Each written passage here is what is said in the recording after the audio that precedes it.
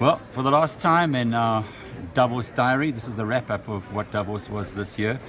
First of all, I'm a member of a thing called the Media Council here, and every year we get this pen, and this is like the most important thing that I take home from Davos.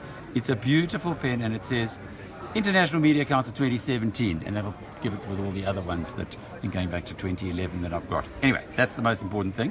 The second most important thing is that I'm going to be taking home just so much knowledge. It's been an incredible adventure again. A few people have said to me, you've been coming for a long time, don't you get bored?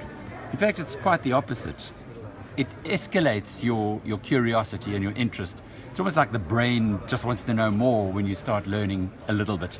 For South Africa, this was extremely positive. In fact, probably the most positive that I've seen in 8 years. The team pulled together very strongly.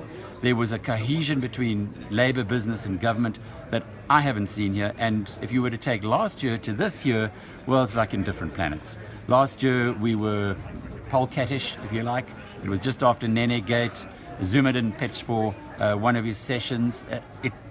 We just were nowhere. This year, Cyril Ramaphosa was extremely presidential. We had great support from Pravin Gordhan and many of the other members of the team.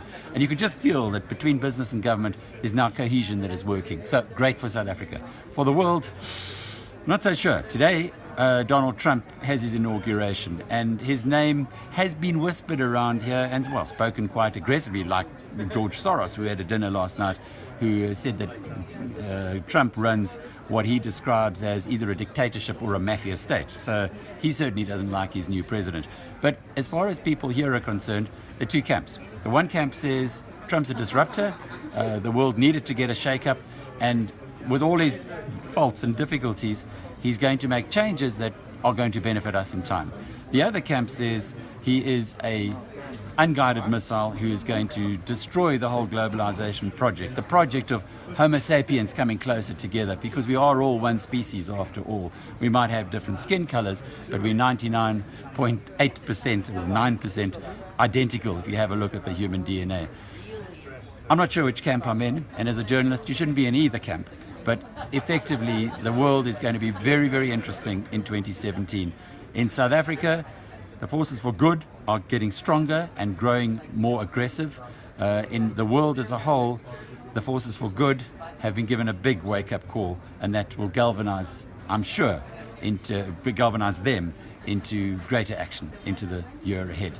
This is Alec Hogg for the last time from the World Economic Forum in Davos for BrightRock, who've very kindly sponsored our coverage this year, as they tend to do every year.